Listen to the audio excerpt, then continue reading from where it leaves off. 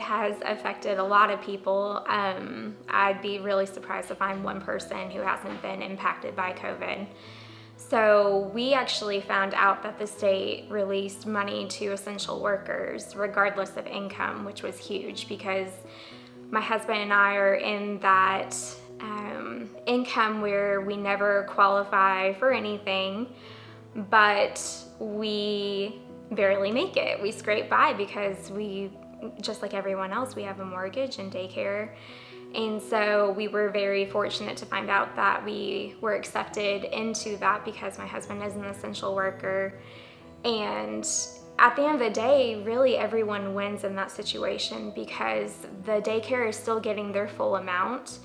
And as a parent, we are paying a portion of what we were. And so in that situation, we're able to give back to the community, which is something that we've actually planned on doing, and allows us to get ahead a little bit when we're not typically able to get into that situation. And so it has just been such a blessing for the community and for the state and the federal government to rally together and say, your childcare is important and we need to find a way to support our childcare, and that allows the parents to continue to send their kid because they know I'm getting help and I can financially afford it during this hard time. So COVID has introduced a whole new set of challenges when it comes to early childhood education. Obviously, there's a lot of smaller centers that either preemptively or as a result of children and staff members getting COVID had to shut down completely.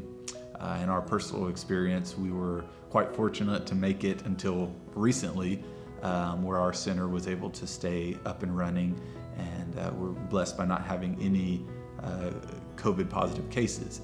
Once that initial case happened, the owner and the director agreed that it was in the best interest of everybody to go ahead and shut down the entire center. Well, having multiple kids in that facility, it was very, very difficult for us, and so now we're having to sync our schedules and take partial time with mom and partial time with dad and kind of navigate this new uncertainty.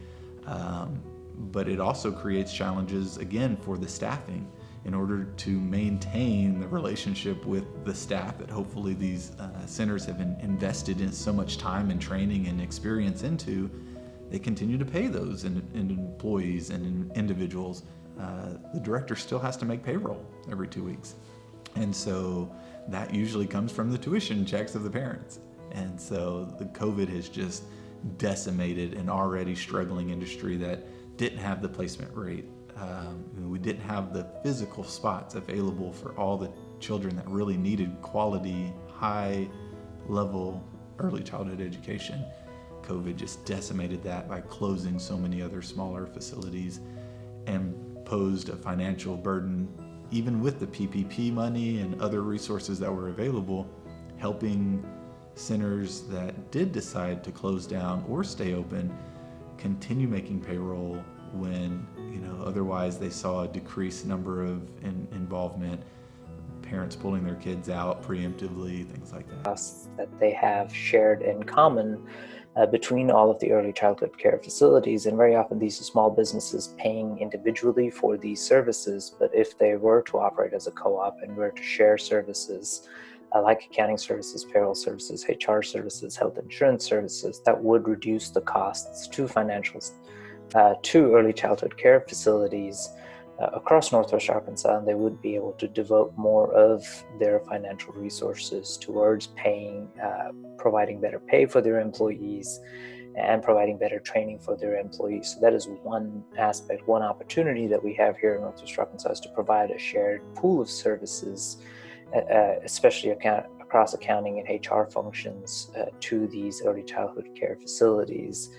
The other thing that we could do to improve their viability, obviously, is that there are some childhood care facilities that have sort of a very long waiting list, and there are other childhood care facilities with the same quality ratings that don't have are not full and could very much use 2, 3, 4, 5 more families. And so it's important to provide a matching service within Northwest Arkansas that shows parents where there are availabilities and allows those early childhood care facilities to find.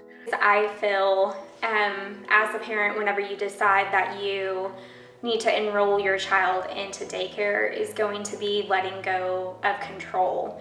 So it's easy whenever you have that child at home, setting your own schedule, but really as a parent, you have to adapt to the school schedule and whatever they go with.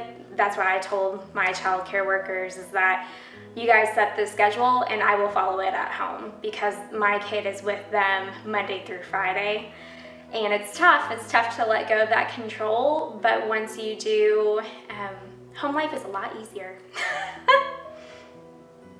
So there's several challenges that come with working families and trying to find quality early childhood education.